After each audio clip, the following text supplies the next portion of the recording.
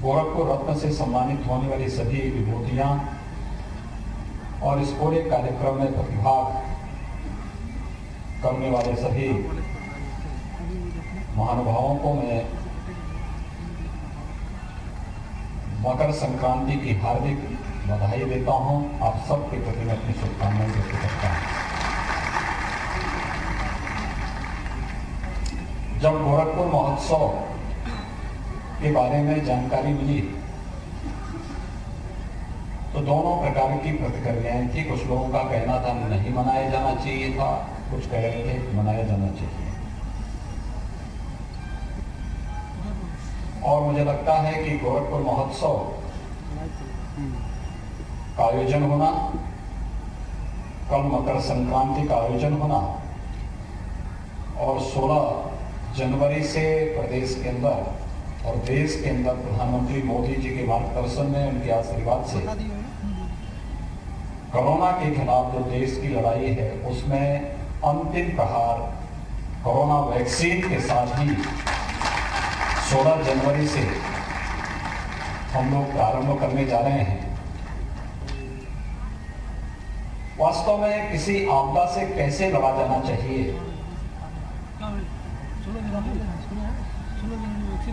आपने पिछला वर्ष का लगभग 3/4 भाग, या अगर मैं कहूं कि 80% जो भाग था पूरे वर्ष का, वह कोरोना से लड़ते हुए, जूझते हुए, बचते हुए व्यतीत किया। लेकिन वर्ष 2021 का पूर्वार्ध हम लोगों को एक शुभ समाचार लेकर के आया है कि हम कोरोना के खिलाफ प्रधानमंत्री मोदी जी के नेतृत्व में, उनके मार्गदर्शन में जिस लड़ाई को मार्च 2020 में हम लोगों ने प्रारंभ किया था, सफलतापूर्वक कोरोना प्रबंधन के कार्यक्रमों को आगे बढ़ाते हुए, एक एक नागरिक के जीवन को बचाते हुए, उनकी आजीविका को भी बचाने और नए नए अवसर प्रदान करने का कार्य तो किया ही गया, लेकिन साथ साथ कोरोना चेन आने वाले समय में फिर से एक महामारी का रूप न लेने पाए, इसको ब्रेक करने के लिए वैक्सीनेशन का जो कार्यक्रम प्रारंभ हो रहा है, इस वैक्सीनेशन की खबर मुझे लगता है कि हर एक नागरिक के लिए प्रसन्नता करने वाला क्षण है। और मकर संक्रांति के तत्काल बाद एक कार्यक्रम होगा।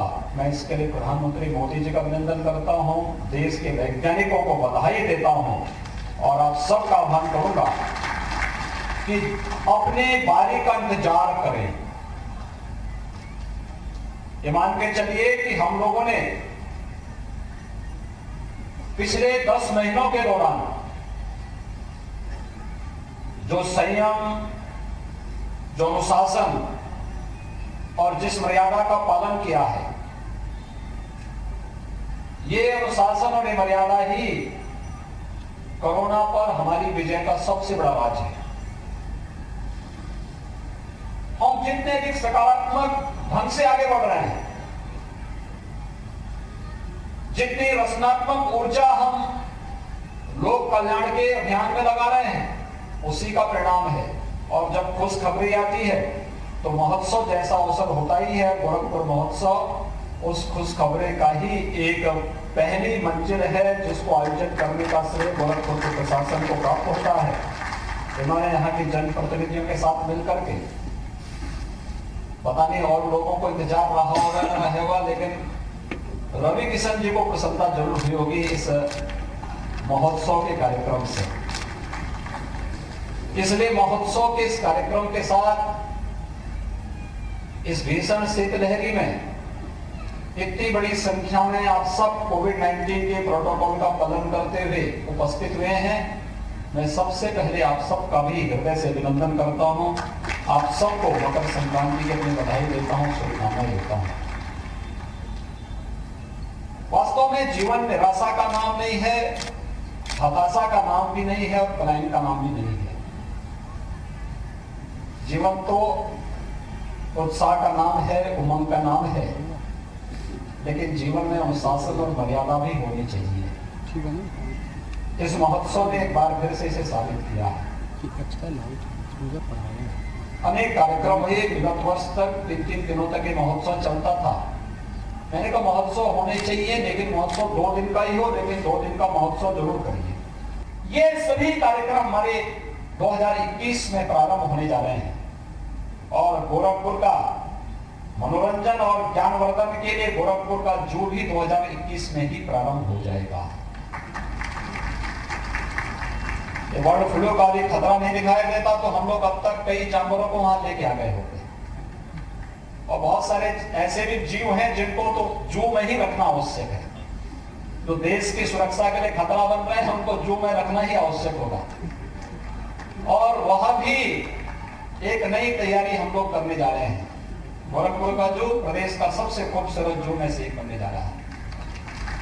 आप जाएंगे परिवार के साथ, मनोरंजन के लिए जाइए। वो रामगढ़ ताल के साथ ही पूरे दिन भर के लिए एक नई व्यवस्था हम लोगों ने थाना भी दे दिया है सुरक्षा के लिए।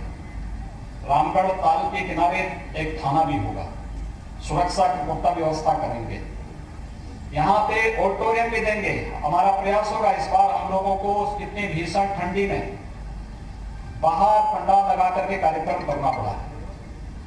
अगले वर्ष तक ऑडिटोरियम भी हम आपको एक अच्छा ऑडिटोरियम देने जा रहे हैं। हम लोग इसी सड़क पर यहीं पे बगल में ही है, बहुत आधुनिक ऑडिटोरियम। सांस्कृतिक कार्यक्रमों के साथ साथ गोरखपुर के विकास, पूर्वांचल के विकास की रूपरेखा उस ऑडिटोरियम के माध्यम से, वहां पे बने कॉन्फ्रेंस हॉल जो है उन सब के माध्यम से इस कार्यक्रम को हम आगे बढ़ाने का कार्य करेंगे। हर एक स्तर पर विकास की इस प्रक्रिया को नए सिरे से रेखांकित करने का जो प्रयास हुआ है, इसके साथ सकारात्मक रूप से हम सबका जुड़ाव होना चाहिए। ये महोत्सव उसी का हिस्सा है। गोरखपुर गौरव से आज बहुत कुछ हमारी विभूतियों को सम्मानित किया गया, जिन्होंने गोरखपुर का नाम अलग अलग फील्ड में देश के सामने, राज्य में, प्रदेश में और दुनिया के सामने रखने का प्रयास किया। व्यक्ति का प्रयास सकारात्मक होना चाहिए। ये सकारात्मक प्रयास इस बात को प्रदर्शित करेगा कि हाँ, मैं भी इस विकास का, मैं भी इस कार्यक्रम का हिस्सा हूं, और ये सकारात्मक प्रयास ही निरंतर हमें एक नित नई प्रेरणा प्रदान करता है। और ये जो कार्यक्रम आगे बढ़े हैं, इन महानुभावों का सम्मान उसी का ही हिस्सा है। देश अलग अलग फील्ड में बहुत काम थे, कुछ लोगों को इस बार सम्मान किया गया, कुछ लोगों को अगली बार सम्मान होगा। मैंने इस बारे में प्रशासन से कहा एक सूची तैयार करिए और गोरखपुर गौरव के नाम पे 5-7-10 ऐसे लोगों को हर वर्ष चिन्हित करिए, अलग अलग फील्ड में। किसी ने कृषि के क्षेत्र में, किसी ने स्पोर्ट्स के क्षेत्र में, किसी ने रोजगार के क्षेत्र में, किसी ने यहाँ पे उद्यम स्थापित करने में, किसी ने कला के क्षेत्र में, किसी ने संस्कृति के क्षेत्र में, किसी ने विज्ञान के क्षेत्र में, किसी ने शिक्षा के क्षेत्र में। जीवन के जिस भी फील्ड में जिसमें देश के अंदर लोग मंगल की कामना, जिसके माध्यम से जागृत हो सकती हो, लोक मंगल और लोक कल्याण का मार्ग जहां से प्रशस्त हो सकता हो, ऐसे जिस भी फील्ड में जिसने काम किया है, ऐसी महान विभूतियों को हम लोगों को हमें करना चाहिए। अलग अलग फील्ड में, किसी ने पत्रकारिता के क्षेत्र में किया होगा, किसी ने वकालत के क्षेत्र में काम किया होगा, वह भी तो लोक कल्याण के ही माध्यम है। किसी ने जन सेवा के क्षेत्र में किया होगा, किसी ने और भी अन्य अलग अलग फील्ड है। इन सभी फील्ड में आप चिन्हित करिए। आवश्यक नहीं कि सबको एक ही बार में हम लोग करते, लेकिन अलग अलग बार, और फिर इनकी सूची बनाइए, इनके सुझाव मांगिए। जब आप उनको मंच में लाते हैं तो उनका परिचय भी दीजिए, केवल नाम ही मत बताइए, ये भी बताइए किस फील्ड की विभूति है, क्या इन्होंने काम किया है। उनका परिचय भी वहां पर दिया जाना चाहिए, जिससे जनता जनार्दन को जानकारी मिल सके और बहुत सारी नई आने वाली पीढ़ी को इससे प्रेरणा भी प्राप्त होकर के वे भी उसके अनुरूप बनने का कार्य कर सकें। यह एक नया प्रयास प्रारंभ हुआ है और मुझे बहुत प्रसन्नता है कि इस बार प्रशासन ने अपने स्तर पर यहाँ पर कुछ सूची तैयार की। अन्य लोगों को एक क्रम का हिस्सा बनना चाहिए। हम लोग 24 जनवरी को उत्तर प्रदेश की स्थापना दिवस का कार्यक्रम भी मना रहे हैं। 1950 में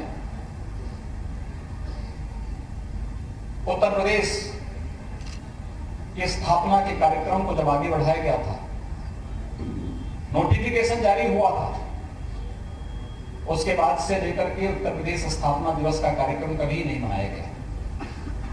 2017 में जब हमारी सरकार आई तो पहली बार एक आयोजन 2018 में आयोजित हो पाया और 2018 का पहला कार्यक्रम हम लोगों ने उस अवसर पर पहला जो एक अभिनव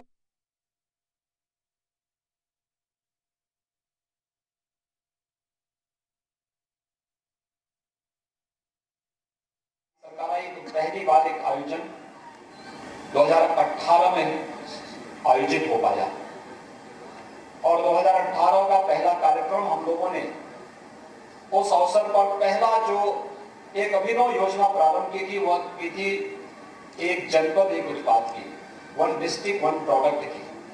आज आप देख रहे होंगे देश के अंदर सबसे लोकप्रिय योजना है ये वन डिस्ट्रिक्ट वन प्रोडक्ट की योजना। यूनियन बजट में उसके लिए आदरणीय प्रधानमंत्री जी ने यूनियन बजट को भी उसका पार्ट बनाया, यूनियन बजट में भी उसके लिए व्यवस्था की है।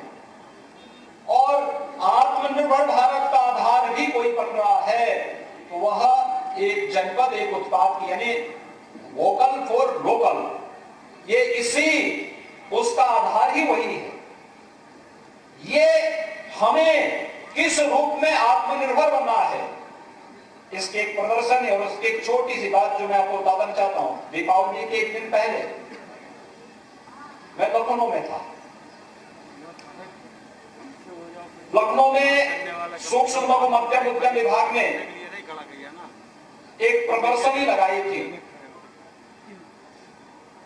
वन डिस्ट्रिक्ट वन प्रोडक्ट की, जिसमें गोरखपुर का टेराकोटा भी था और गोरखपुर के इस टेराकोटा के जो वहां पे हस्तशिल्पी गए हुए थे, तो मैंने इच्छा व्यक्त की, मुझे वहां से अयोध्या जाना था तो मैंने लखनऊ से मैंने कहा कि दो हस्तशिल्पी आए हुए इन लोगों के एक बात बताया, मुख्यमंत्री आवास में मैंने उनको आमंत्रित किया। तो औरंगाबाद का ही वो कलाकार हस्तशिल्पी था। तो मैंने उसको कहा, मैंने तो हिचकते हुए पूछा, मैंने कहा कोरोना काल है, पता नहीं बिक्री हुई कि नहीं हुई, मैं पूछूंगा बेचारे को कहीं ऐसी ना हो कि नाराजगी हो जाए। तो मैंने उससे पूछा, मैंने कहा क्या कुछ बिक्री भी हुई है प्रदर्शनी में आपकी? उसने कहा साहब इसी के लिए तो मैं धन्यवाद देने के लिए आया हूं। उसने मुझे बताया, उसने कहा कि 3 दिन में मेरी 8 लाख रुपए की बिक्री हुई है, यानी टेराकोटा का सामान 8 लाख का बिका है उसका प्रदर्शनी। आप सोचिए गोरखपुर के एक छोटे से गांव, जो लोग गुलरिया बाजार में गए होंगे, गुलरिया बाजार के पश्चिम की तरफ वो गांव पड़ता है, जो कि गोरखपुर संसदीय क्षेत्र का मैं सांसद था। उस गांव में मैं जाता रहता तो उधर से होते हुए निकलता था तो मैं देखता था। अब आप सोचिए कि एक गांव से निकला हुआ हस्तशिल्पी, और ऐसे दर्जनों हस्तशिल्पी हैं गोरखपुर में टेराकोटा के क्षेत्र में जिन्होंने काम किया। आपने देखा होगा इस बार दीपावली के अवसर पर, इस बार की दीपावली बहुत विशिष्ट थी, कोरोना था लेकिन तब भी लोगों ने खूब उत्सव और उमंग के साथ दीपावली मनाई थी। और ये अलग नयापन में क्यों आया था? क्योंकि कई दशकों के बाद दीपावली में दीपक भी और लक्ष्मी गणेश जी की प्रतिमा भी चीन से नहीं आया था, भारत के ही कारीगरों ने जो बनाया था उसने इस दीपावली के उत्सव को बहुत उमंग और उत्साह से भर दिया था।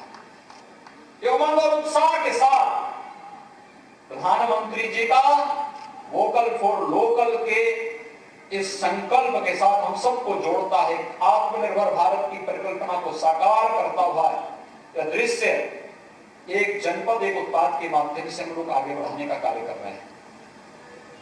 बहुत कुछ है यहाँ पे, रेडीमेड गारमेंट्स का हब बनने की क्षमता है, प्रयास तो करें, एक एक को आगे आना पड़ेगा। हम लोग तो यहाँ पे 2008-9 में एक टेक्सटाइल पार्क को स्वीकृत करवा दिए थे, आगे योजना बन नहीं पाई।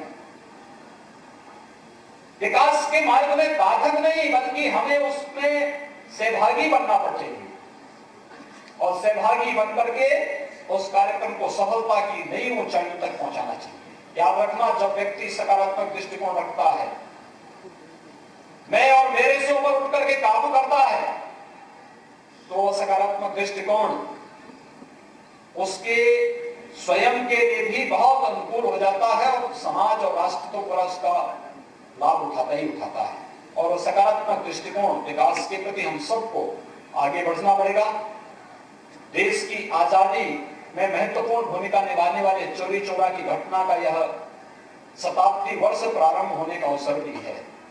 और भाइयों बहनों, मैं आप सबको इस बारे में कहना चाहूंगा कि यह आंदोलन स्वदेशी आंदोलन है।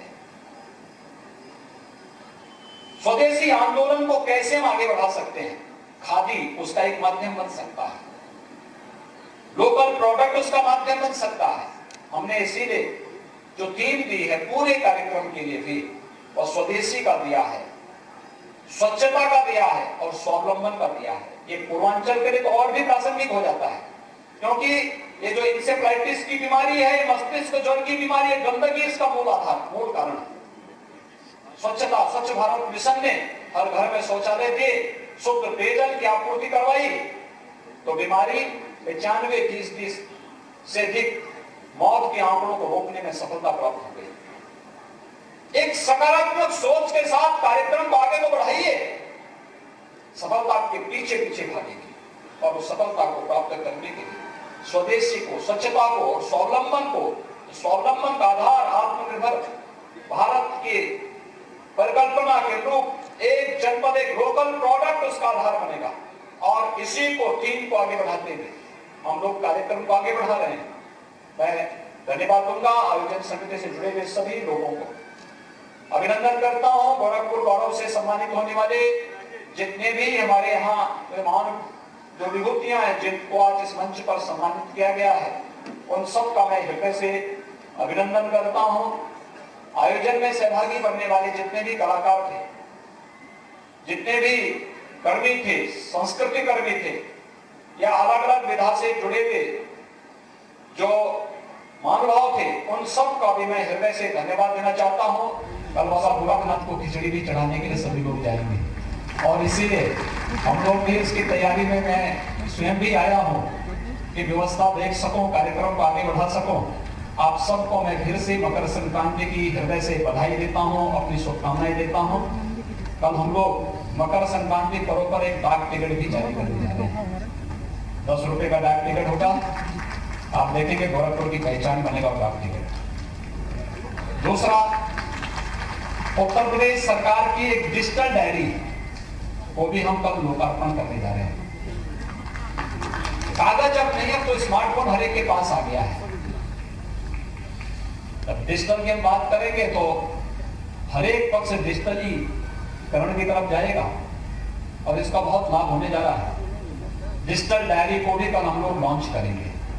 उत्तर प्रदेश सरकार का कब कौन कौन से कार्यक्रम होने जा रहे हैं, कब कौन पर्व पढ़ने जा रहे हैं, सारी सूचनाएं उसके साथ हम जोड़ करके आपको उपलब्ध करवाएंगे।